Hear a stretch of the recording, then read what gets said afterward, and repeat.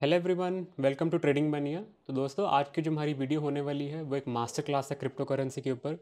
दोस्तों, ये एक वीडियो सीरीज़ होने वाली है जिसमें हम क्रिप्टो करेंसीज़ क्या हैं, कैसे बनी, क्यों अच्छी हैं, क्या प्रोज क्या कॉन्स, इन्वेस्टमेंट कैसे कर सकते हैं, ट्रेडिंग कैसे होती है, हम हर चीज़ को डिस्कस करते जाएंगे। हम बहुत बेसिक से स्टार्ट करने वाले हैं। ऐसा नहीं है कि मैं डायरेक्टली ट्रेडिंग के अंदर जंप कर दूंगा। बिकॉज दोस्तों, अगर किसी भी चीज़ को आपने समझना है, कोई बिजनेस है, कुछ भी है, तो उसकी रूट आपको पता होनी चाहिए। क्रिप्टो करेंसीज बनी क्यों थी, इनका पर्पस क्या था, मॉडर्न फाइनेंशियल सिस्टम्स में इनका क्या असर है, कोई कंट्रीज एक्सेप्ट करना चाहती है, क्यों नहीं चाहती। तो हर एक चीज़ को हम डिस्कस करते हुए हम आगे बढ़ेंगे। बट टेंशन नहीं, हम इन्वेस्टमेंट ट्रेडिंग सब कुछ डिस्कस करेंगे।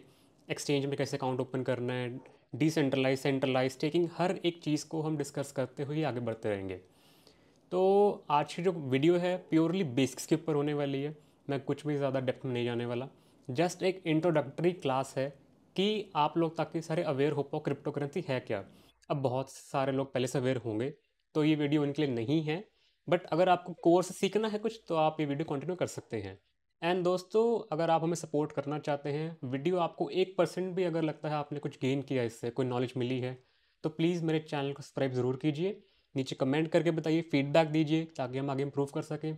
वीडियो को लाइक करें एंड साथ में एक बेल आइकन भी होगा, आप उसे भी क्लिक कर सकते हैं ताकि आने वाले वीडियोस का आपको टाइमली अपडेट मिलता रहे। तो करें फिर स्टार्ट। तो दोस्तों, ये जो वर्ड है क्रिप्टो करेंसी, अब मेरी हैंड राइटिंग पे मत जाना, थोड़ी सी ऐसी ही है, बट मैं पूरा ट्राई करूँगा आपको सब कुछ समझ आ जाए। क्रिप्टो करेंसी, इसके नाम में ही करेंसी है। अब करेंसी क्या होता है? करेंसी होता है मीडियम ऑफ एक्सचेंज। आपको लाइफ में कुछ भी बाय करना है, कोई वैल्यूएबल आइटम, कोई नीड्स, कोई वांट्स, कुछ भी है, आपको मनी चाहिए, आपको करेंसी चाहिए। अगर आपके पास 100 रुपीज़ हैं आज के टाइम में, मैं इंडियन रुपीज़ की बात कर रहा हूँ, अगर हैं तो आप वर्थ ऑफ 100 रुपीज़ से कुछ भी चीज़ बाय कर सकते हैं। मे बी बिस्किट्स हैं, चॉकलेट्स हैं, कैडबरी की सिल्क है, आप इस 100 रुपीज़ से बाय कर सकते हैं। देन अगर आपके बैंक में 100 रुपीज़ हैं, ये तो चलो बात ही हार्ड कैश की, जो आप नोट देखते हैं 100 रुपीज़ का। अगर 100 आपके बैंक में है, तो भी आप उससे कुछ बाय कर सकते हैं। अगर हमारे पास ऑलरेडी करेंसीज अवेलेबल हैं, तो हमें एक नई करेंसी क्यों चाहिए? Crypto currency. And crypto currency क्या सिर्फ ट्रेडिंग के लिए ही रह गई? बिकॉज आपने बहुत बार सुना होगा, मैंने भी ग्रुप में डाला है कि यार क्रिप्टो करेंसी में देखो ट्रेड चल रहा है, इथीरियम में ट्रेड चल रहा है। लोगों को सुना होगा बोलते हुए कि यार बिटकॉइन 100,000 पहुंच गया, अब क्या करें, क्या बाय कर लें, क्या सेल कर दें। तो ठीक है, सब कुछ अपनी जगह है। बट अगर आपको कोर्स समझ आ गया ना, क्या क्रिप्टो करेंसी बनी क्यों थी, पर्पस क्या था, तो चीज़ें बहुत आसान हो जाएंगी आगे के लिए। तो अगर हमारे पास ऑलरेडी करेंसी है, तो क्रिप्टो करेंसी की रिक्वायरमेंट कहाँ पे आती है? दोस्तों, आपको एक चीज़ समझनी पड़ेगी कि हम जिस कंट्री में रहते हैं या दुनिया की जो इकोनॉमी है, हर कंट्री की अपनी इकोनॉमी है, उसमें एक टर्म है इन्फ्लेशन, जो कि इनएविटेबल है। इन्फ्लेशन एक ऐसी चीज़ है जिसे कंट्रोल नहीं किया जा सकता।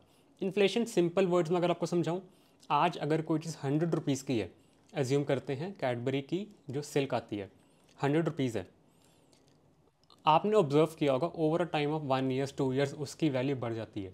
अब वो 120 रुपीज़ की है, उसके बाद 140 रुपीज़ की। आपने प्रॉपर्टी के रेट सुने होंगे, प्रॉपर्टी आज इतनी थी, आज इतनी अप्रिशिएट करेगी। गोल्ड देखा होगा आपने, गोल्ड कैसे प्राइस बढ़ रहा है। मान लेते हैं आज आपके पास 100 रुपीज़ हैं जिससे आप सिल्क खरीद सकते हो। बट आपने क्या किया कि यार मैं सिल्क ना अभी नहीं खरीदता, मैं इसे 2 साल के बाद खरीदूंगा। आपने क्या किया, 100 रुपीज़ अपनी पॉकेट में रखे, घर चले गए और सो गए।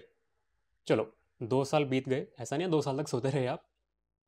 2 ईयर्स के बाद आपने प्लान किया यार मैं मार्केट जाऊंगा, वो सिल्क पक्का खा के आऊंगा। जैसे ही आप मार्केट गए, आपने देखा कि यार सिल्क का रेट तो 120 हो चुका है। आपके पास है कितने, 100 रुपीज़। तो इट मीन्स क्या अब आप सिल्क खरीद सकते हैं? नहीं। हुआ क्या, ओवर टाइम ऑफ 2 ईयर्स आपके जो पैसे की वैल्यू थी वो ड्रॉप हो चुकी।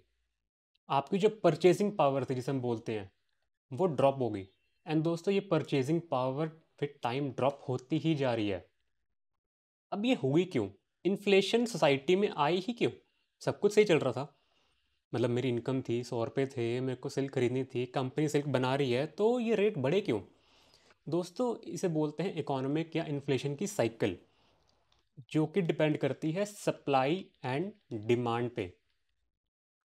आपको अगर चीज़ों की सप्लाई एंड डिमांड समझ आ गई, तो आप लाइफ में कुछ भी समझ सकते हैं। इकोनॉमिक्स के अंदर पूरी की पूरी इकोनॉमिक सप्लाई एंड डिमांड पे चलती है। अब सप्लाई डिमांड क्या चीज़ कि जिस भी चीज़ की डिमांड बढ़ जाती है तो उसका जो प्राइस है वो बढ़ जाता है। डिमांड कम हुई तो प्राइस कम हो जाएगा। सिंपल एग्जांपल ले लेते हैं कि यार आप वेजिटेबल मार्केट चले गए, ठीक है, आपने टोमेटोज परचेज करने थे, पता लगा कि यार टोमेटोज की डिमांड बहुत ज़्यादा है एरिया में, मतलब हर कोई आज टमाटर खरीदना चाहता है। मे भी कोई फेस्टिवल हो, टमाटो फेस्टिवल इंडिया में तो नहीं होता चलो, बट आपको टमाटर खरीदने थे, आप टमाटर लेने चले गए। क्योंकि डिमांड ज़्यादा है, लेने वाले लोग बहुत ज़्यादा हैं, हर कोई आके बोल रहा है कि मेरे को टमाटर दे दो प्लीज़, चाहिए चाहिए। क्या उस डिमांड को मीट करने के लिए सप्लाई है पीछे से उतनी? नहीं। जो वेजिटेबल्स बेच रहा है, जो सब्जी वाला है, क्या उसके पास इतने टमाटोज अवेलेबल हैं कि आपको वो दे पाएगा? नहीं। तो वो क्या करेगा? वो अपने रेट को बढ़ा देगा। आपने देखा होगा कि जब टमाटर की शॉर्टेज हो जाती है, टमाटोज की सप्लाई कम होती है तो रेट बढ़ जाते हैं। डिमांड बढ़ गई तो इट मीन्स रेट बढ़ जाएंगे। एंड अगर डिमांड एकदम से कम हो गई, सपोज यू नो हमने टमाटर खाने बंद कर दिए कि यार अब नहीं, टमाटर खाने का मन नहीं है, 1 मंथ ब्रेक लेते हैं, पूरी सोसाइटी ने एक्सेप्ट कर लिया कि टमाटर हमें नहीं चाहिए, तो होगा क्या? डिमांड ड्रॉप होगी। डिमांड ड्रॉप होगी तो जो बेचारा सब्जी वाला है उसके टमाटर तो ख़राब हो रहे हैं ना, वो क्या करेगा? प्राइस को ड्रॉप कर देगा ताकि आप सस्ते में वो चीज़ खरीद पाएँ। तो क्या हुआ? डिमांड बढ़ी, प्राइस बढ़ गया। डिमांड कम हुई, प्राइस कम हो गया। इसी का इन्वर्स सप्लाई है कि अगर आपकी जो सप्लाई है, पीछे से सप्लाई आ रही है मैन्युफैक्चरिंग की, टोमेटोज़ की, वेजिटेबल्स कुछ भी है, सप्लाई अगर बढ़ जाती है तो प्राइसेस कम हो जाते हैं। सप्लाई अगर कम होती है तो प्राइसेस आपके बढ़ जाते हैं। इन्वर्स हो गया ना, बिकॉज अगर सप्लाई नहीं होगी डिमांड बढ़ जाएगी, अगर सप्लाई नहीं होगी तो रेट बढ़ाने पड़ेंगे ना। वेजिटेबल्स की, ग्रेन्स की, जो आपके ड्राई फ्रूट्स हैं, वेजिटेबल ऑयल्स कुछ भी हैं, इन सब की होर्डिंग होती है। होर्डिंग क्यों होती है? ताकि सप्लाई कम करी जाए। सप्लाई कम हो गई, ऑटोमेटिकली प्राइस बढ़ जाते हैं। तो पूरी जो आपकी इकोनॉमिक्स है वो इसी चीज़ के ऊपर चल रही है। अब एक typical example, gold and property, जिन्हें हम एसेट्स बोल देते हैं, इनके रेट फॉर एवर बढ़ क्यों रहे हैं? सिंपल, बिकॉज गोल्ड लिमिटेड है सप्लाई में। प्रॉपर्टी जो लैंड है, अर्थ तो लिमिटेड है ना यार। ऐसा तो है नहीं हमारे पास मल्टीपल अर्थ्स हैं, एक ही प्लानट है, बचा लो इसे, ठीक है। और उसके अंदर जो लैंड है लिमिटेड है। अब जैसे जैसे लोग परचेज करते जाएंगे तो लैंड की जो अवेलेबिलिटी है वो ड्रॉप हो रही है। जैसे ड्रॉप होगी तो डिमांड बढ़ेगी, डिमांड बढ़ी तो प्राइस बढ़ गया। भी क्यों? आपके अगर सोसाइटी में मान लो कोई प्लॉट अवेलेबल है, you want to buy that. अब अगर बहुत सारे बायर्स एक साथ आ गए तो क्या होगा? ऑक्शन होगा ना, कि लोग बोली लगाएंगे उस चीज़ के लिए। कोई बोलेगा नहीं मैं 1 करोड़ दूंगा इस प्लॉट के लिए, कोई बोलेगा नहीं नहीं मैं 2 CR दूंगा। सेलर किसको बेचेगा? जो सबसे ज़्यादा पैसे देने को रेडी होगा। बिकॉज सेलर को दिख गया कि इस चीज़ की डिमांड है और सप्लाई लिमिटेड, तो रेट ऑटोमेटिकली बढ़ते जाएंगे। इसलिए गोल्ड एंड प्रॉपर्टी हम बोलते हैं इन्वेस्ट करो। इन्वेस्ट इन एसेट्स, एसेट्स जो आपको पैसा बना के दें, अप्रिशिएट करें आपका पैसा लॉन्ग टर्म में। तो ये चीज़ है। एक चीज़ तो क्लियर हो चुकी है अब कि यार इन्फ्लेशन है। अब देखो इन्फ्लेशन क्यों आ रही है? यार देखो सबकी क्या है, इनकम तो बढ़ रही है, विद टाइम आपकी इनकम बढ़ेगी। अभी क्या है, मान के चलो एग्जांपल लेते हैं, एक सैलरी क्लास बंदा है राज, जिसकी अभी एक इनकम है 50,000 पर मंथ। अब जितनी इसकी सैलरी है उस अकॉर्डिंग इसके एक्सपेंस भी हैं। मे बी इसके पास कोई ईएमआई हो, बाइक लोन, कार लोन, ठीक है, एक घर में रह रहा होगा, हाउस लोन, तो चलो उसकी ईएमआई है। मे बी रेंट पे हो, रेंट पे कर रहा है। बेस्ड ऑन 50,000 इसको पता है मैंने क्या एक्सपेंस करने हैं, उसी अकॉर्डिंग ये अपनी नीड्स को पूरा करता है, खाना पीना, बाहर घूमना। 1 ईयर के बाद इसका इंक्रीमेंट हो गया। अब राज की जो सैलरी है that is 1 lakh per month. Suddenly इसे 100% का यहाँ पे इंक्रीज मिल गया। अब क्या है, राज ने सोचा कि यार मेरे को 50,000 एक्स्ट्रा मिल रहे हैं। तो जो ह्यूमन साइकोलॉजी है, जो हमारा बेसिक इंस्टिंक्ट है ना, वो क्या करेगा? जैसे ही आपकी इनकम बढ़ी, हमने अपने एक्सपेंस भी बढ़ा दिए। इनकम बढ़ी, एक्सपेंस बढ़ गया। ये एक और लैविश फ्लैट में जाएगा, एक बड़ा क्या पता एक और नया घर ले ले। सिंपल, क्या पता इसे महंगे घर में जाना पसंद करे। तो क्या होगा? इसकी ईएमआई बढ़ सकती है, ये अपना रेंट बढ़ा लेगा। जहाँ राज सिर्फ जो स्टॉक रखता है घर में, वो 1 वीक राशन का रखता है, कि यार घर में 1 वीक का राशन आएगा। जब उसकी सैलरी 50,000 थी, 1 लाख होने के बाद वो अब सीधा 4 वीक्स का राशन रख रहा है, कि नहीं यार पूरे 1 मंथ का स्टॉक इकट्ठे रखते हैं। तो हुआ क्या? राज ने सोसाइटी के अंदर डिमांड बढ़ा दी, इसकी नीड्स बढ़ी तो इसलिए इसने सोसाइटी में डिमांड बढ़ा दी। अब राज जैसे और भी लोग हैं, हम एज सोसाइटी इकट्ठे फंक्शन करते हैं, अकेला कोई वो नहीं है कि नहीं सिर्फ वही चलेगा। हम सारे इकट्ठे सोचते हैं चीज़ के बारे में। राज की सैलरी बढ़ी, श्याम है उसकी बढ़ गई होगी, मेरी बढ़ गई होगी, किसी की भी सैलरी बढ़ती गई। तो जैसे जैसे इनकम बढ़ेगी, कंजम्पशन बढ़ेगी, कंजम्पशन बढ़ी, इट मीन्स जो डिमांड है वो बढ़ती गई। अब अगर डिमांड बढ़ गई तो पीछे से का सप्लाई भी उतनी फास्ट बढ़ रही है। एक फैक्ट्री है जो कार प्रोड्यूस कर रही है, मैन्युफैक्चर कर रही है, जो उसकी असेंबली लाइन है वो तो उतनी ही है ना। ठीक है, एक डेयरी फार्म है, कुछ भी है, सप्लाई उतनी स्पीड से नहीं बढ़ पाई जितनी स्पीड से डिमांड बढ़ रही है सोसाइटी के अंदर। तो क्योंकि अगर सप्लाई बढ़ रही है, ठीक है, सप्लाई अगर कांस्टेंट है, डिमांड बढ़ गई, सप्लाई कांस्टेंट है, तो होगा क्या, चीज़ों के दाम बढ़ने स्टार्ट हो जाएंगे, प्राइसेस विल इन्फ्लेट, इसलिए इन्फ्लेशन होती है। अब इसको थोड़ा सा हम और टेक्निकल डेप्थ के अंदर चलना स्टार्ट करते हैं कि चलो इन्फ्लेशन तो है जिसे हम कंट्रोल नहीं कर सकते। अब जो हमारे गवर्नमेंट है, जो हमारे फाइनेंशियल इंस्टीट्यूशंस हैं लाइक आरबीआई, वो इन्फ्लेशन को कंट्रोल कर सकते हैं। आपने सुना होगा हर साल हमारा एक बजट आता है, एंड देन हर 2 मंथ्स के बाद एक मॉनेटरी पॉलिसी आती है जिसके अंदर repo rates, reverse repo rates, इसे डिस्कस करते हैं।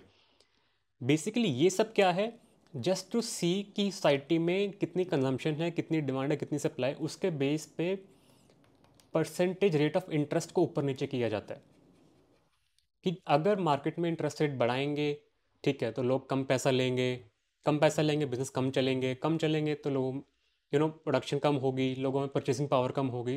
बहुत सारे टेक्निकल डेप्थ है, इतना नहीं घुसेंगे।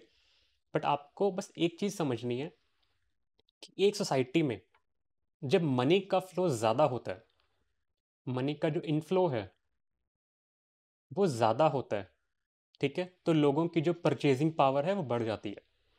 परचेजिंग पावर बढ़ती है तो इन्फ्लेशन आती है, परचेजिंग पावर ड्रॉप होनी स्टार्ट हो जाएगी। रिलेशन समझे? मैं एक बार दोबारा बता देता हूँ। मनी का इनफ्लो ज़्यादा हुआ, आपके पास ज़्यादा पैसा आ रहा, आज 50,000 सैलरी थी, अब 1 लाख आनी स्टार्ट होगी, आपकी परचेजिंग पावर बढ़ गई इंस्टेंटली।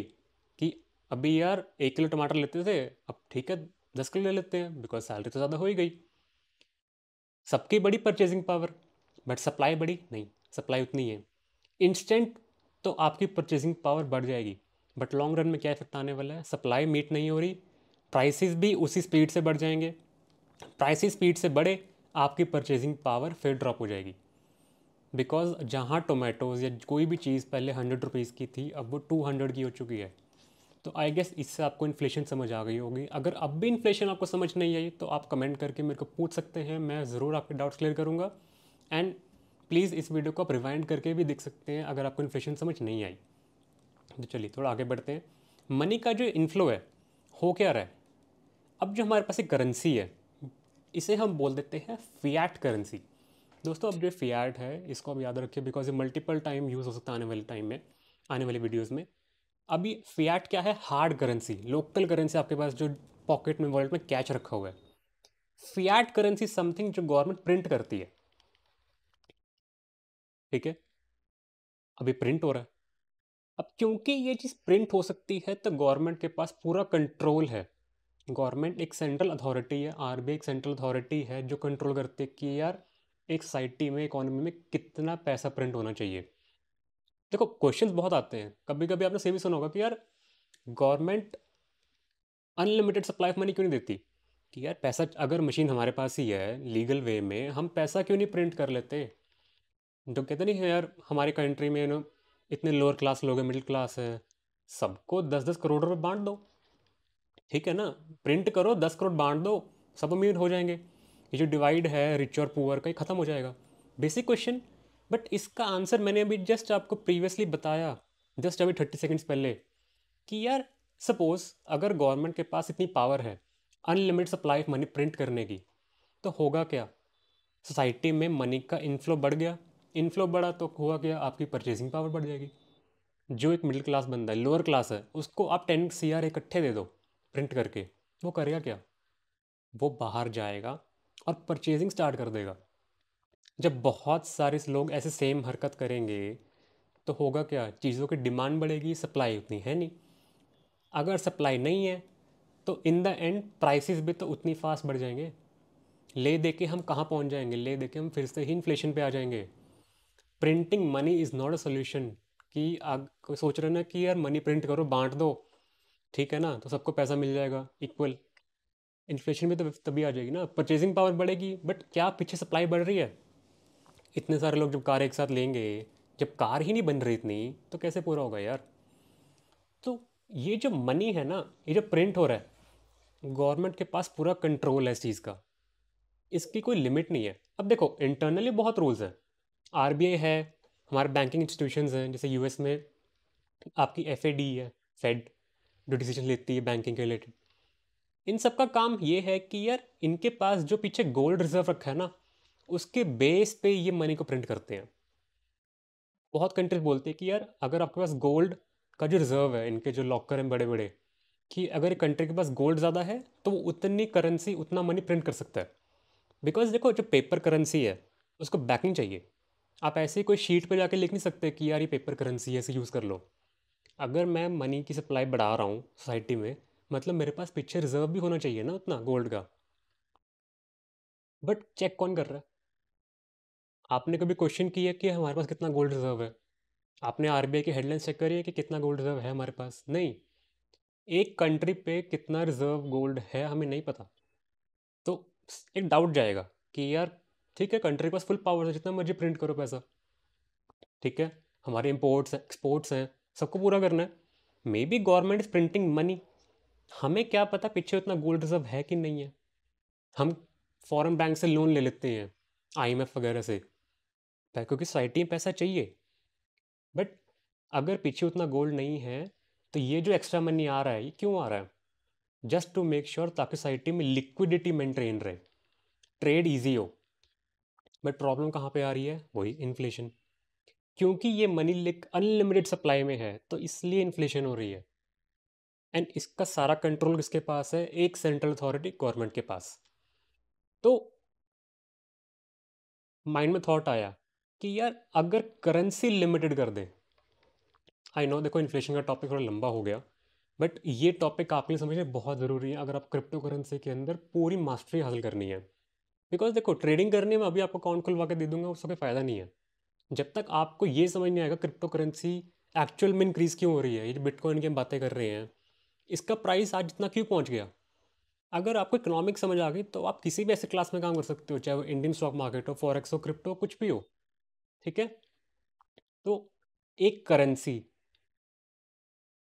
जो लिमिटेड हो, मतलब उसकी अगर हम सप्लाई लिमिटेड रखें कि वो एक टाइम के बाद प्रिंट ही ना हो पाए, तो अगर गवर्नमेंट चाहे तो हमारी जो करेंसी है उसको प्रिंट करना बंद कर दे।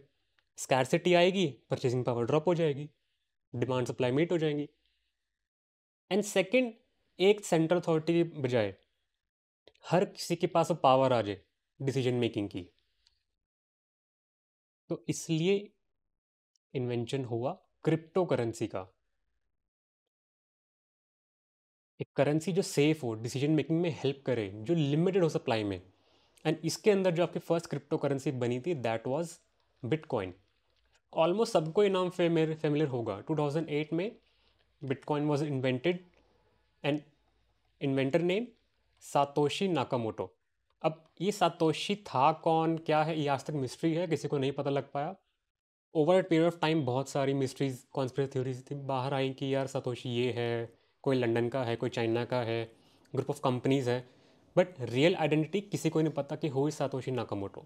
बट उसने बिटकॉइन को इन्वेंट किया, एक करेंसी जो लोगों में इक्वल पावर देती है, जो लिमिटेड सप्लाई में है। बिटकॉइन में सिंपल सा रूल है कि इसकी सप्लाई सिर्फ 21 मिलियन होगी, मतलब सिर्फ 21 मिलियन कॉइन्स होंगे। अब बिटकॉइन का मतलब ऐसा नहीं है कि ये कोई कॉइन है जो पर्स में रख सकते हैं। इट्स अ वर्चुअल करेंसी, ये सिर्फ ऑनलाइन एग्जिस्ट करती है, जस्ट ऑन द इंटरनेट। आप इसे टच या फील नहीं कर सकते। वर्चुअल का मतलब यही है कि ये सिर्फ आप देख सकते हैं। दोस्तों सिंपल है, आपके अगर बैंक अकाउंट में 1 लाख है, 2 लाख है, 1 CR है, आप कह सकते हो ना कि मैं 1 करोड़ का मालिक हूँ। बट क्या आप उस 1 CR को टच कर सकते हो? नहीं। आपके जो वॉलेट में हार्ड कैश है आप उसे टच कर सकते हो। बट सिमिलरली ये जो बिटकॉइन है इट्स वर्चुअल करेंसी, जो आपके वर्चुअल वॉलेट्स में, आपके ऑनलाइन क्रिप्टो बैंक्स में, इन सब में स्टे करती है। चलो, बिटकॉइन की हम बात कर रहे थे, 21 मिलियन इसकी सप्लाई होने वाली है। अब अगर इंडियन में बात करें कितनी होती है ये, 10 million is equal, sorry 10 lakh is equal to 1 million. तो 21 मिलियन कितनी होगी, 2.1 CR। टू मतलब 2 करोड़ 10 लाख कॉइन्स ही बन सकते हैं। एंड ये बन कैसे रही है, इनकी हो रही है माइनिंग। माइनिंग इज प्रोसेस जिसमें बिटकॉइन निकल के बाहर आ रहा है एज अ रिवॉर्ड। ये माइनिंग कर कौन रहा है, ये कर रहे हैं आपके माइनर्स। माइनर्स कौन है, माइनर्स हैं आपके कंप्यूटर्स। बिटकॉइन को बनाने के लिए बहुत कॉम्प्लेक्स मैथ्स के फंक्शंस को सॉल्व करना पड़ता है, पजल्स को सॉल्व करना पड़ता है। मैं स्टेप बाय स्टेप सब डिस्कस करूंगा आपके साथ। तो जैसे कि बिटकॉइन है, इनिशियली बिटकॉइन बना। अब क्या होता है, मेरे को एक न्यू बिटकॉइन क्रिएट करना है। तो बने कैसे, बिटकॉइन का जो सिस्टम बना पूरा, इसमें ये था कि मान लो ए ने बी को, सपोज करते हैं ए एंड बी, ए के पास 10 बिटकॉइंस है, इसने बी को ट्रांसफ़र कर दिया इसमें से 10 बिटकॉइन। तो बी के पास +10 हो गए, ए के पास -10, मतलब कि 0। बी के पास 10 आ गए। इसका जो रिकॉर्ड है वो एक लेजर के अंदर मेंटेन होगा। लेजर समझते हैं आप सब, एक बुक के अंदर सिंपल एक लेजर के अंदर मेंटेन होगा कि ए ने बी को पैसे दिए। ऐसा करते हैं, थोड़ा और इजी कर देते हैं आप लोगों के लिए। थोड़ा सा हम पीछे चलते हैं एक स्टेप। सपोज करते हैं सिंपल करेंसी, हम फियाट करेंसी की बात करते हैं। Just to make things easier, A ने बी को पैसे देने हैं, ठीक है। सपोज ए ने बी को 100 रुपीज़ ट्रांसफ़र कर दिए। अब केस है, आइदर ऑनलाइन किए होंगे, कैश दिया होगा, सिंपल। अगर ए ने बी को कैश दे दिया, क्या कल को आके बी कह सकता है कि यार ए ने मेरे को पैसे दिए ही नहीं? पॉसिबिलिटी है कि अपना ए बी फ्रॉड कर रहा हूँ, बी को पैसे मिल चुके हैं 100 रुपीज़, बट बी बोल सकता है ना कि पैसे मिले नहीं। रीज़न, बिकॉज डीलिंग कहाँ हुई थी, कैश में हुई थी। बिकॉज कोई मीडिएटर बीच में नहीं था। मीडिएटर जो उन दोनों को देख रहा हो, कि कोई गवाही दे पाए, कोई प्रूफ हो कि ये नहीं यार ए ने पैसे दिए थे, कि तुम लाई क्यों कर रहे हो, वाई आर लाइन। चलो, व्हाट इफ ए ने बी को ऑनलाइन दियो, यूपीआई कर दियो, IMPS नेफ्ट जो हमारे सिस्टम हैं, क्या ये प्रूफ है? यस। कल को अगर बी बोलता है कि नहीं मेरे को कभी रिसीव हो ही नहीं, फर्स्ट स्टेप क्या होगा, ए बैंक के पास जाएगा, बैंक से बोलेगा, बैंक बोलेगा, ए का जो बैंक है वो बोलेगा हाँ पैसे यहाँ से डेबिट हुए हैं। बी का जो बैंक है वो बोलेगा जी क्रेडिट हुए हैं। तो how can be deny it कि उसको पैसे नहीं मिले कभी? बीच में बैंकिंग सिस्टम इन्वॉल्व है, एक सेंट्रल अथॉरिटी बैठी है जो प्रूफ देगी कि हाँ ट्रांजैक्शन यहाँ से वहाँ गई है। कुछ भी अगर यहाँ पे फ्रॉड हो रहा है तो कौन जिम्मेदार है? बैंक है। हम जाके बैंक में कंप्लेन करते हैं कि यार पैसे नहीं पहुँचे। अब अगर मैं कह रहा हूँ कि क्रिप्टो को बीच में ले आते हैं, हम यहाँ पे बिटकॉइन को रखते हैं कि ए ने बी को 10 BTC ट्रांसफ़र करने थे और कर दिए। तो इसमें मीडिएटर कौन है? बी। प्रूफ, प्रूफ कहाँ पे है कि ट्रांसफ़र हुए थे? प्रूफ है हम सब। व्हाट इफ कोई थर्ड पार्टी सी आ जाए जो इन्हें देख रहा हो ट्रांजेक्शन करते हुए, या फिर वो एक लेजर पढ़ रहा हो। देखो लेजर में रिकॉर्ड हुआ ए ने बी को 10 बिटकॉइन दिए, तो it means A to B 10। C ने लेजर देख ली। चलो, कल को बी आके बोलता है कि यार ट्रांजेक्शन तो हुई नहीं, मेरे को मिले ही नहीं। तो सी जो प्रूफ के लिए बैठा है वहाँ पे मीडिएटर, वो लेजर पढ़ेगा, लेजर में तो रिकॉर्डिंग है, वो बोल देगा ट्रांजेक्शन हुई है। कल को एक डी आ गया एज ए मीडिएटर, C+D। सी भी मीडिएटर था, डी भी मीडिएटर था। डी बोल दे हाँ जी ट्रांजेक्शन हुई है, यस हुई है। एक और मीडिएटर ले आते हैं ई, इसने बोला कि यार ट्रांजेक्शन नहीं हुई। इसने लेजर देखी, लेजर में लिखा ज़रूर था बट इसने डिनाई कर दिया, ठीक है उसका मन कर रहा था। 3 में से 2 कह रहे हैं ट्रांजेक्शन हुई थी, ये कह रहा है ट्रांजेक्शन नहीं हुई। More than 50%, 2 out of 3 people are saying transaction हुई थी, तो इट मीन्स ट्रांजेक्शन हुई थी। ये एक वेरीफाइड ट्रांजेक्शन है। कोई डिनाई नहीं कर सकता। बिटकॉइन का जो मैकेनिज्म है, क्रिप्टो का जो मैकेनिज्म है, उसमें जो गवाही देने वाले हैं, जो प्रूफ है, वो हम सब ही हैं। ये जो लेजर देख रहे हैं ना, बिटकॉइन लेजर, ये पब्लिकली अवेलेबल है। बिटकॉइन में जितनी भी ट्रांजैक्शंस हो रही हैं पार्टीज के बीच में, सब एक पब्लिकली अवेलेबल लेजर के अंदर रिकॉर्ड हो रही है। एंड ये पब्लिकली सबके पास अवेलेबल है, हर कोई जाके चेक कर सकता है, वेरीफाई कर सकता है। एंड वेरिफिकेशन कर कौन रहा है? वो कर रहे हैं आपके माइनर्स। माइनर्स कौन है? कंप्यूटर्स हैं। कंप्यूटर से सारी ट्रांजैक्शन वेरीफाई कर रहे हैं। अब सपोज एक कंप्यूटर है, वो वेरीफाई करेगा कैसे कि ए ने बी को 10 BTC दिए थे? चलो दिए थे। एक कंप्यूटर, या देखो ह्यूमन है, हम तो बता देंगे कि हाँ यार ट्रांजैक्शन हुई है, देख लिया। एक कंप्यूटर एक्चुअली वेरीफाई कैसे कर रहा है? कंप्यूटर वेरीफाई करेगा, वो क्या करेगा, वो एक का वॉलेट चेक करेगा कि क्या इसके वॉलेट से 10 बिटकॉइन माइनस हुए थे? हुए थे। क्या बी के वॉलेट में 10 बिटकॉइन क्रेडिट हुए हैं? हाँ हुए हैं। लेजर में एंट्री परफेक्ट है? हाँ परफेक्ट है, तो इट मीन्स ये ट्रांजैक्शन वेरीफाइड है। सिमिलरली ऐसे बहुत सारे कंप्यूटर्स चेक कर रहे हैं। तो अब बात आ जाती है, अगर कोई कंप्यूटर डिनाई कर दे कि ट्रांजैक्शन नहीं हुई, बट बाकी का जो नेटवर्क है, बाकी जितने कंप्यूटर्स हैं, वो तो बोल रहे हैं ना कि ट्रांजैक्शन हुई है। अगर एक ट्रांजैक्शन प्रॉपरली हर किसी से वेरीफाइड हो जाती है, तो इट मीन्स वो सक्सेसफुल है, वो वेरीफाइड है, वो कंप्लीट है। ये आपकी चली जाती है ब्लॉकचेन में। अब दोस्तों थोड़े से टर्म्स यहाँ पे हैवी हो सकते हैं, ये ब्लॉकचेन। मैं टेक्निकलिटी में नहीं आने वाला, बिकॉज देखो ब्लॉकचेन अपने आप में एक टेक्नोलॉजी है। ये जो हम क्रिप्टो करेंसी की एक्चुअली बात कर रहे हैं, ये प्योरली एक टेक्नोलॉजी बेस है ब्लॉकचेन। ब्लॉकचेन बनी थी ताकि सिक्योरिटी पर्पस रहे, ट्रांजैक्शंस जो हैं वो कभी चेंज ना हो पाए। देखो मैं एक हाइपोथेटिकल एग्जांपल लेता हूँ। मैंने मान लो किसी को 100 रुपीज़ ट्रांसफ़र कर दिए बैंक से। बैंक सेंट्रल अथॉरिटी है, मान के चलते हैं। क्या बैंक मेरे ट्रांजैक्शन को हटा सकता है अपने डेटाबेस से? हटा सकता है। देखो इन द एंड बैंक का डाटा है ना। अगर बैंक से एंट्री वो मिस हो गई, गलत हो गई, डिलीट हो गई, तो क्या प्रूफ है? कल को बी जिसको मैंने पैसे दिए वो डिनाई कर दे कि यार पेमेंट कभी आई नहीं मेरे पास, तो ठीक है ना, तो बैंक से ही प्रूफ हट चुका है। ब्लॉकचेन बना था कि ऐसे लेजर्स होंगी मल्टीपल, जो आपस में लिंक होंगी। इसे एक नोटबुक की तरह मान के चलिए, एक ऐसी नोटबुक जिसके अंदर जो लिखा गया दैट इज ट्रुथ। कहते नहीं पत्थर की लकीर, कि भाई इसमें जो लिखा गया वो कभी डिलीट या गलत हो ही नहीं सकता। कि ब्लॉकचेन में अगर एक चीज़ चली गई तो चली गई, बात ख़त्म, मतलब बस इसका कुछ बोलना ही नहीं। ऐसे ही ये जो एक लेजर है, इसे हम बोल देते हैं एक ब्लॉक। एंड जब मल्टीपल ब्लॉक ऐसे कंबाइन हो जाते हैं तो इसे हम बोलते हैं चेन।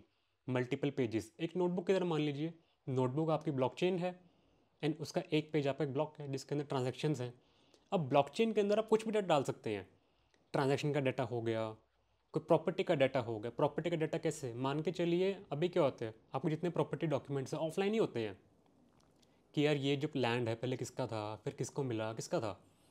एक लैंड की पूरी हिस्ट्री, एक बंदे का पूरा मेडिकल रिकॉर्ड, ये चीज़ें कभी भी ऑल्टर हो सकती हैं, बिकॉज डॉक्यूमेंट ही है ना इन द एंड। बट यही डाटा अगर मैं ब्लॉकचेन पे डाल दूँ कि यार मैंने लिखा कि यार ये लैंड पहले ए का था, फिर बी को गया, फिर सी को गया, एक बार डाटा डल गया तो डल गया, वो वेरीफाइड है। मैं इसको ट्रेस बैक कर सकता हूँ।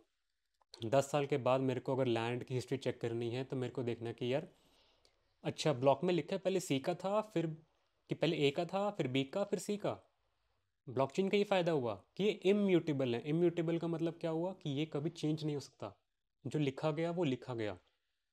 तो ब्लॉकचेन के ऊपर ही क्रिप्टो करेंसी बनी थी, विच वॉज बिटकॉइन।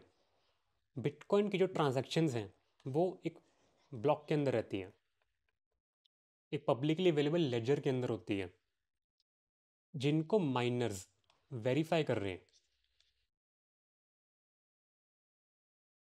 चेक कर रहे हैं कि ट्रांजैक्शन सच में हुई है नहीं हुई, क्या प्रॉपरली इस वॉलेट से पैसे कटे थे उसको गए हैं। अब इसमें क्या होता है ना, इस ब्लॉक को एक्सेस करने के लिए, इस ब्लॉक को प्रॉपरली चेक करने के लिए, जो माइनर्स हैं, जो आपके कंप्यूटर्स हैं, इनको बहुत सारे पजल सॉल्व करने पड़ते हैं। इतनी अवेलेबल, इतनी ईजी नहीं है इसको सॉल्व करना। देखो, आपके सामने जो रीडेबल है कि ए टू बी ट्रांजैक्शन हुई है वो ठीक है, बट यहाँ कंप्यूटर्स काम कर रहे हैं, इनके लिए सिस्टम को डिफ़िकल्ट बनाया गया है। अब डिफ़िकल्ट क्यों बनाया गया इसको भी मैं बताऊंगा आगे चल के। कंप्यूटर्स को बहुत सारे पजल सॉल्व करने पड़ते हैं, बहुत सारी extensive CPU GPU power use करनी पड़ती है, तब जाके ट्रांजैक्शंस वेरीफाइड होती हैं। अगर एक ब्लॉक पूरा वेरीफाई हो जाता है, एक ब्लॉक के अंदर बहुत सारी ट्रांजैक्शंस होती है, एक पेज मान के चलिए, जब एक पेज पूरा वेरीफाइड है तो उसे हम ब्लॉकचेन के साथ जोड़ देते हैं। मान के चलते हैं पहले से एक ब्लॉकचेन चल रही थी, एक नोटबुक है जिसे वेरीफाइड ट्रांजैक्शंस हैं, नई न्यू ट्रांजैक्शंस आई, माइनर्स ने उसको वेरीफाई किया, अगर पूरा पेज बिल्कुल ओके है तो वो पेज इस नोटबुक के अंदर फिक्स कर दिया जाता है कि हाँ ये वेरीफाइड है। बट इतनी इजीली फिक्स नहीं करना कर सकते, बहुत सारे पजल सॉल्व करने पड़ते हैं, मैथ्स की इक्वेशंस होती हैं उनको सॉल्व करना पड़ता है। अब माइनर्स ने इतनी मेहनत करी है, इतने सारे कंप्यूटर्स बैठे हैं all over world connected in system, इन्होंने इतनी मेहनत करी सॉल्व करने के लिए, मतलब कुछ तो रिवॉर्ड बनता है ना। तो सिस्टम जो है, जो बिटकॉइन का जो पूरा सिस्टम है, जब वेरिफिकेशन पूरी हो जाती है, एक माइनिंग कंप्लीट हो जाती है, तो सिस्टम उन्हें बिटकॉइन रिवॉर्ड करता है। जैसे हम कह रहे हैं ना पैसा प्रिंट होता है, ऐसे बनता है न्यू बिटकॉइन। सिस्टम में न्यू बिटकॉइन बाहर निकल के आता है। एंड जितनों ने सॉल्व किया था वो पजल, अगर एज्यूम करते हैं 1 बिटकॉइन निकला, एंड सॉल्व किसने किया, 1 2 3 4 5 ने सॉल्व किया, तो वो डिवाइड हो जाएगा। अगर 5 बिटकॉइन निकले सबको एक एक मिल जाएगा, एक निकला है तो सबको 0.2 बिटकॉइन 0.2 बिटकॉइन मिल जाएंगे। ऐसे न्यू करेंसी बनी। एंड जैसे जैसे टाइम चलता जाएगा, जैसे जैसे बिटकॉइन माइन होते रहेंगे, आपने सुना होगा कि यार मैं बिटकॉइन माइनिंग कर रहा हूँ, कि मेरे पास बिटकॉइन माइनिंग फार्म है। उसका मतलब क्या है कि उन्होंने बहुत सारे कंप्यूटर सेटअप किए हुए हैं जो बिटकॉइन की जो ब्लॉकचेन है उनको वेरीफाई करने में लगे हुए हैं, ताकि ट्रांजैक्शंस रिकॉर्ड रहे। यार देखो, ये जो पूरा सिस्टम है ना, आपस में कोलैबोरेशन में ही चलता है, कोई सेंट्रल अथॉरिटी नहीं है। इसे हम तभी डिसेंट्रलाइज बोलते हैं कि पावर एक बंदे के पास नहीं है। अब सिस्टम को मेंटेन करने के लिए सबको काम करना पड़ेगा, एंड सारे काम करेंगे तो रिवॉर्ड भी मिलता है। बिटकॉइन माइनिंग तभी करते हैं ताकि उनको रिवॉर्ड मिल पाए। बिटकॉइन माइनिंग क्यों कर रहे हैं, देखो अगर एक सिचुएशन है, सारे माइनर्स बोल रहे हैं हमें काम नहीं करना, हमें माइनिंग करनी नहीं, तो सिस्टम ही कोलैप्स कर जाएगा ना। सिस्टम का पर्पस यही था कि यार सारे मिलके एक सिस्टम को चलाएंगे। ठीक है, चलो ये तो होगी माइनिंग की बात। अब कोर क्वेश्चन, माइनिंग कर क्यों रहे हैं, रिवॉर्ड मिल रहा है। इसको अगर आपको समझना हो ना, इसको ऐसे समझिए कि यार एक सिंपल क्वेश्चन है, फिलोसफिकल हो जाएगा कि यार हम इंसान हैं, हम काम क्यों कर रहे हैं। अगर दुनिया में हर चीज़ फ्री हो जाए, ब्रेड खरीदनी फ्री है, कार है फ्री, सब कुछ फ्री है, तो आपको लगता है कोई काम करेगा। आज जो सुबह उठ के कोई वीडियो बना रहा है, कोई इन्फ्लुएंसर बना हुआ है, कोई एक्टर है, कोई एक्ट्रेस है, किसी की बेकरी शॉप है, वो काम क्यों कर रहे हैं, टू अर्न। मेहनत करेंगे तभी तो घर में पैसा आएगा ना। सब कुछ फ्री होगा तो कोई कुछ करेगा ही नहीं, बिजनेस रन करने बंद कर देंगे। कोई ऐसा तो नहीं है ना कि फ्री में बांटना स्टार्ट कर दे। जब बिजनेस रन नहीं करेगा सोसाइटी कोलैप्स हो जाएगी। सेम या माइनिंग है कि माइनर्स अगर मेहनत करके एक पजल सॉल्व कर रहे हैं, ट्रांजैक्शंस वेरीफाई कर रहे हैं, सिस्टम को मेंटेन कर रहे हैं, तो उनकी मेहनत के लिए उनको पैसे मिल रहे हैं। मैं यहाँ बैठा माइनिंग नहीं कर रहा, मैं कैसे एक्सपेक्ट कर सकता हूँ कि बिटकॉइन मेरे को मिल जाए। नहीं मिल सकता ना। बिटकॉइन किसे मिलेगा, जो माइनिंग कर रहा है बैठ के। एंड क्योंकि सप्लाई लिमिटेड है, सिर्फ 21 मिलियन बिटकॉइंस ही माइन हो पाएंगे। सप्लाई लिमिटेड है तो इन्फ्लेशन भी कंट्रोल हो गई। बट पहले मेरे को ये बताओ, आपको क्या ये टॉपिक समझ आया, माइनिंग वाला बिटकॉइन वाला क्या है क्यों है। प्लीज़ अगर नहीं समझ आया तो अब रिवाइंड करके देखिए, नहीं आया तो कमेंट करके बताइए। मैं ज़्यादा टेक्निकल नहीं जा रहा कि ब्लॉकचेन बनती कैसे है, ट्रांजेक्शन वेरीफाई कैसे होती हैं, बिकॉज हमारा जो कोर है, बट टेक्नोलॉजी नहीं होने वाला, हमारा कोर है कि यार क्या चीज़ है क्रिप्टो करेंसी का, बेनिफिट क्या है, इन्वेस्टमेंट एंड देन ट्रेडिंग। तो चलो, हाँ हम क्या डिस्कस कर रहे थे अभी, एक सेकेंड में खुद ही भूल गया। Yes, 21 million. अब देखो, हमने डिस्कस किया अगर पेपर मनी है, पेपर मनी की जो सप्लाई है अनलिमिटेड है, अथॉरिटी सेंट्रल है, तो सरकार के पास पूरी पावर है, जो मर्जी करो, इन्फ्लेशन जैसे मर्जी। बट बिटकॉइन सिर्फ लिमिटेड है सप्लाई में। अगर सप्लाई लिमिटेड है तो इन्फ्लेशन कंट्रोल कैसे हो सकती है? एग्जांपल लेते हैं कि मान लेते हैं अभी एक कार है जिसकी वैल्यू 10 लाख रुपीज़, ठीक है। Over a period of time हुआ क्या, जो मैं ज्यूम करता हूँ 5 ईयर्स के बाद क्या हुआ होगा, पैसा प्रिंट हो रहा है, इनकम बढ़ रही है, आपने अभी कार डिले कर दी, 5 साल के बाद लेंगे, कार की वैल्यू 15 लाख होगी। सेम कार, कोई भी कार ज्यूम कर लेते हैं, उसकी वैल्यू 15 लाख ज़रूर होगी। आपकी परचेसिंग पावर कम हुई कि नहीं हुई? हो गई ना। ठीक है, आपकी इनकम बढ़ी होगी, बट क्योंकि इन्फ्लेशन है तो कार की वैल्यू बढ़ गई। आपके पास जो 15 लाख रुपए, 10 लाख रुपीज़ घर पड़े थे, उनकी वैल्यू ख़त्म हो गई यार।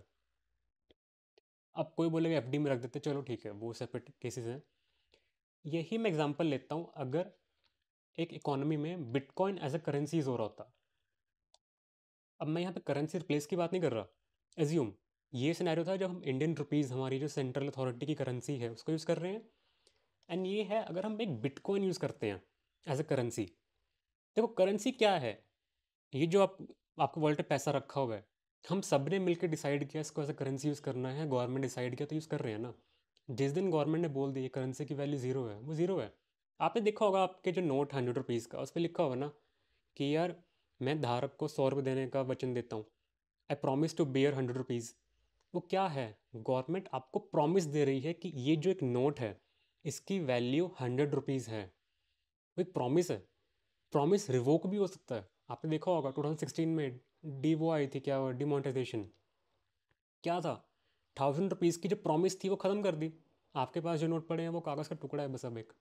ठीक है, तो सिमिलरली बिटकॉइन है, ठीक है। Bitcoin as a currency accept कब करेंगे, जब हम सब मिलके एक्सेप्ट करें कि हाँ हम बिटकॉइन में ट्रांजैक्शंस कर सकते हैं।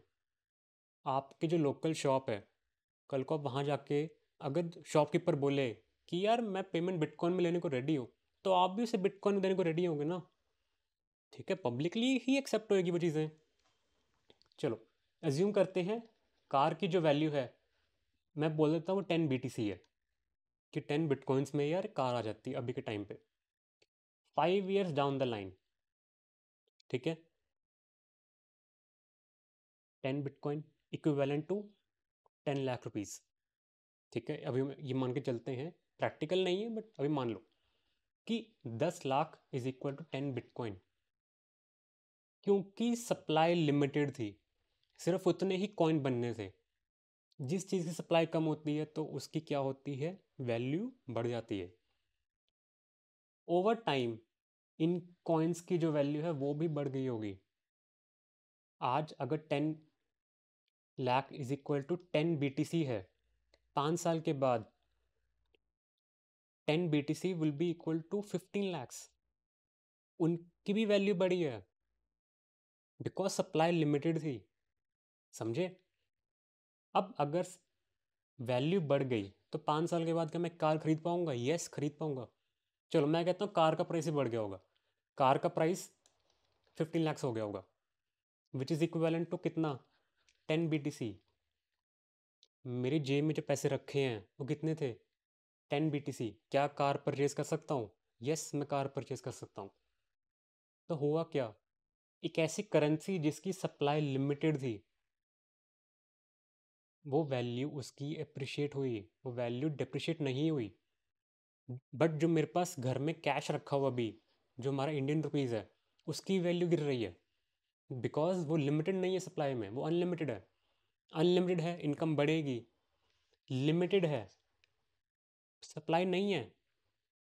कोर कॉन्सेप्ट समझ आया कि यार अगर हम बिटकॉइन को एज अ करेंसी यूज़ करना स्टार्ट कर देंगे तो इन्फ्लेशन जैसी चीज़ को हम अवॉइड कर सकते हैं। अब देखो मैं अवॉइड बोलूँगा, मैं ये नहीं बोलूँगा इन्फ्लेशन ख़त्म हो जाएगी। वो चीज़ प्रैक्टिकल नहीं है कि आप इन्फ्लेशन ख़त्म कर रहे हो, बिकॉज एज सोसाइटी चीज़ों के दाम बढ़ने ही हैं। बट आपके पास जो मनी होगा, जो बिटकॉइन है, उसकी भी वैल्यू उतनी ही स्पीड से बढ़ेगी। बिकॉज अपने को पता है कि यार ये सिर्फ 21 मिलियन है, जब सिस्टम बना बिटकॉइन को उसमें फिक्स हो गया। देखो क्वेश्चन ये भी आता है कि यार बहुत सारे कॉइन्स हैं मार्केट में, इथीरियम, रिपल, लाइट कॉइन, ये सब, क्या सारे वो है लिमिटेड? नहीं, मैं अभी सिर्फ बिटकॉइन की बात कर रहा हूँ कि bitcoin as a currency alternative, हमारी जो फियाट करेंसी है उसका ऑल्टरनेटिव यूएस डॉलर्स है। हम डेली देख रहे हैं कि यार इंडियन रुपीज़ पहले कितना था, 75, 85, अभी 86 होने वाला है। एंड मेरे को लग रहा है ईयर एंड में 90 तक पहुंच जाएगा जो हमारे इंडियन रुपीज़ है। वैल्यू डिप्रिशिएट कर रही है बिकॉज सप्लाई अनलिमिटेड है। एक कंट्री अगर पैसा ज़्यादा प्रिंट करना स्टार्ट कर देगी, ठीक है, एक बार इंस्टेंटली रिजल्ट पॉजिटिव हैं, बट लॉन्ग रन में रिजल्ट पॉजिटिव नहीं है। तो ये बहुत बड़ा बैलेंस है एंड सारा कंट्रोल एक अथॉरिटी के पास है। इसलिए कुछ कंट्रीज इसे एक्सेप्ट नहीं करना चाहती। आपको शायद आंसर मिल गया होगा, रीज़न बीइंग बिकॉज यहाँ पावर सेंट्रल अथॉरिटी के पास नहीं है, सिस्टम के पास पावर है। जितने माइनर्स हैं उनके पास पावर है। अब सबसे बड़ा एग्जांपल है, आप किसी कोई यूएस में है, सपोज आप एक फ्रीलांसर हैं, आपका एक यूएस क्लाइंट है हु वांट्स टू पे इन यूएस डॉलर्स, बट आपको पेमेंट आईएनआर में चाहिए। तो ये क्या हुआ, cross border payments, international payments, forex payments. तो इसके लिए क्या होता है, जैसे हमारा यूपीआई है, नेफ्ट है, वैसे ही एक होता है स्विफ्ट, जिसमें आप क्रॉस बॉर्डर पेमेंट कर सकते हो।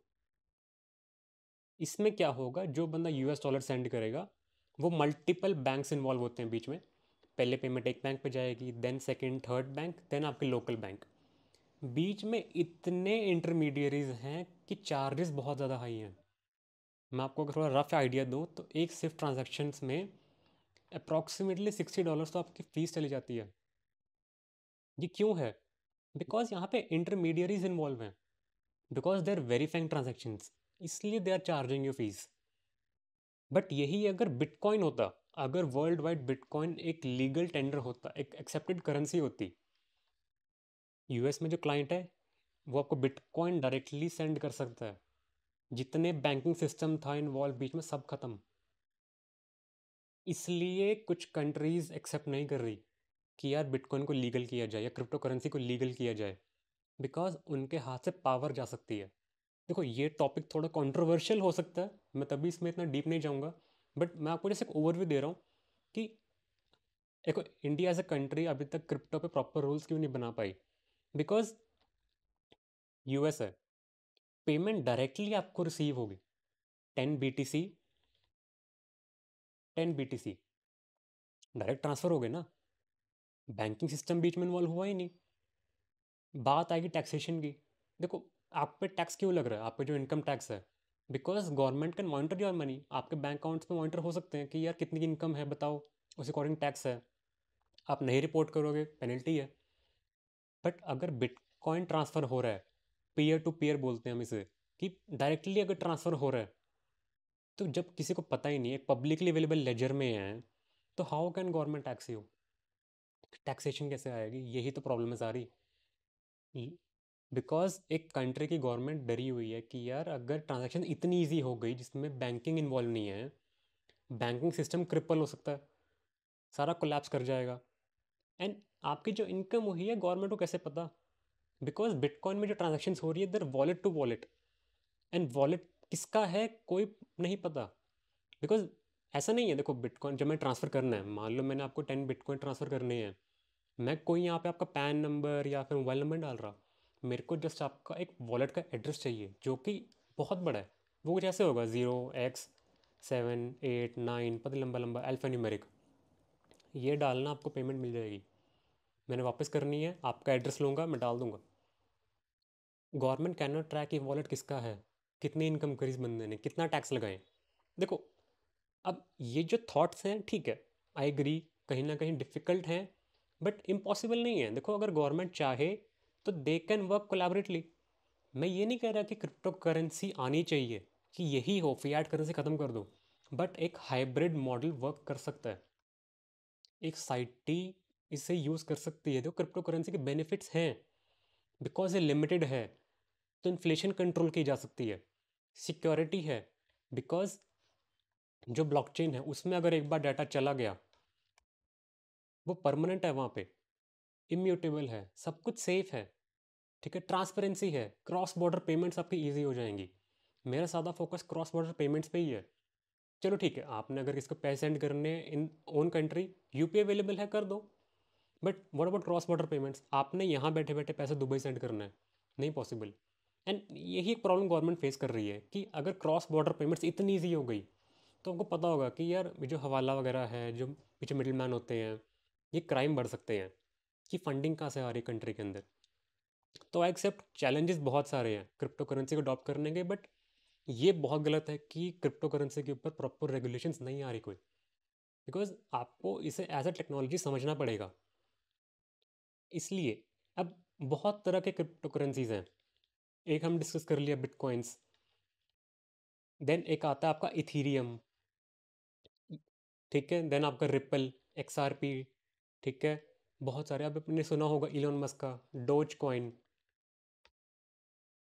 बहुत तरह के कॉइन्स अवेलेबल हैं, आपको पीछे की टेक्नोलॉजी को समझना है। बिटकॉइन की क्या है, वो लिमिटेड सप्लाई में। इथीरियम क्या है, ये भी प्योरली प्योरली टेक बेस ही है। ये आपके काम आता है डिसेंट्रलाइज्ड एप्लीकेशन बनाने में।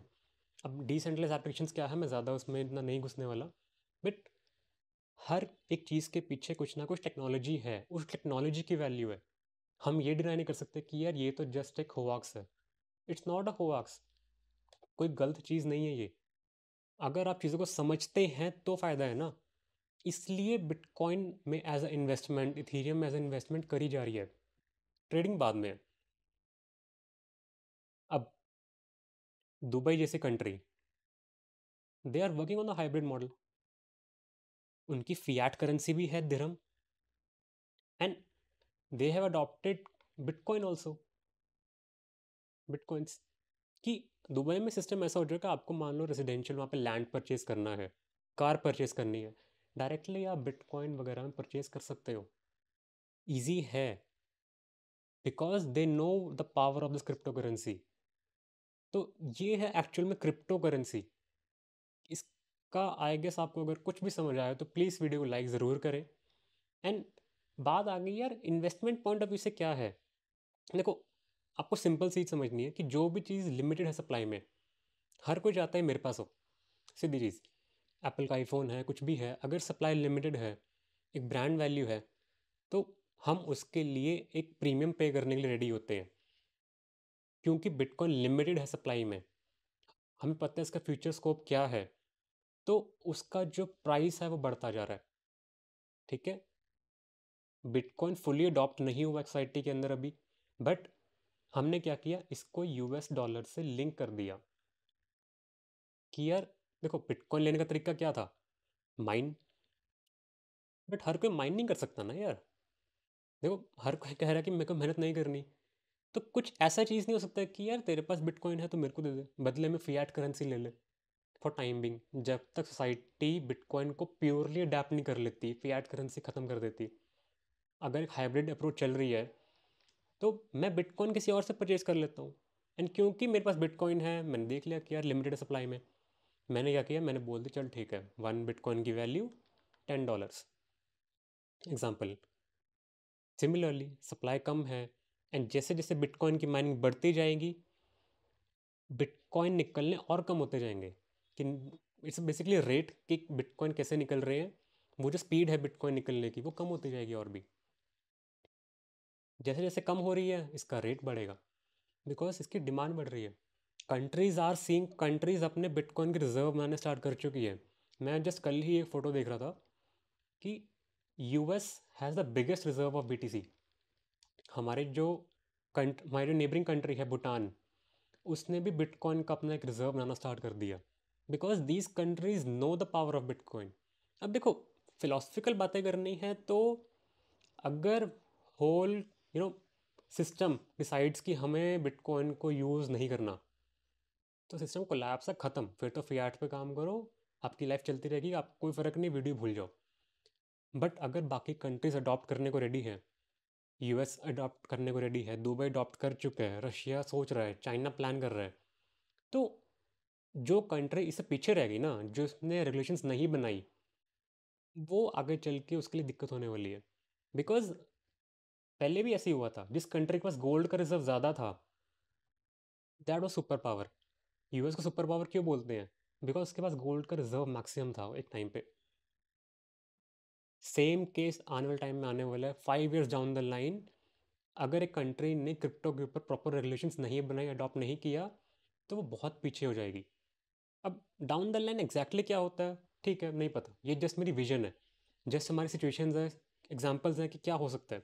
बट अगर आपको टेक्नोलॉजी समझ आती है, आपको समझ में आ रहा है कि यार bitcoin as a asset work कर सकता है, as a technology, as a currency हम इसे अडॉप्ट कर सकते हैं, क्रॉस बॉर्डर पेमेंट्स ईजी हो सकती हैं, सेफ है, तो इसे एक्सेप्ट किया जा सकता है एंड गवर्नमेंट इसे यूज़ कर सकती है, एक अप्रोच निकालनी पड़ेगी। तो यही है कि यार एज अ इन्वेस्टमेंट जितने भी गुड कॉइन्स हैं लाइक बिटकॉइन, इथीरियम, इन्वेस्टमेंट करी जा सकती है, बिकॉज इनके प्राइस अभी अप्रिशिएट होने ही होने हैं।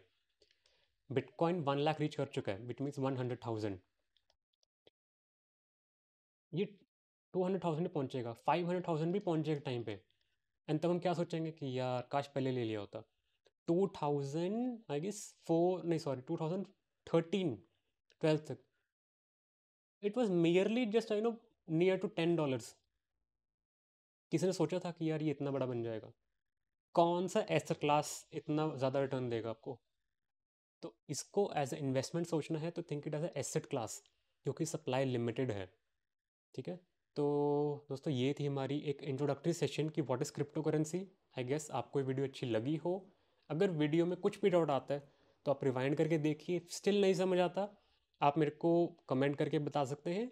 डिस्क्रिप्शन बॉक्स में एक बीएमबी ग्रुप का भी लिंक होगा, ये मेरा व्हाट्सअप ग्रुप है जहाँ पे हम stock market, crypto market, forex markets के ऊपर डिस्कस करते रहते हैं। फ्री ऑफ कॉस्ट ग्रुप है, आप उसे भी ज्वाइन कर सकते हैं। वहीं पे मेरा नंबर भी है, आप डायरेक्टली मेरे को पिंग करके भी पूछ सकते हैं। तो अभी के लिए आपसे अलविदा लेते हैं। वीडियो को लाइक ज़रूर करें, कमेंट करके बताएं एंड बेल आइकन को भी दबा दीजिए।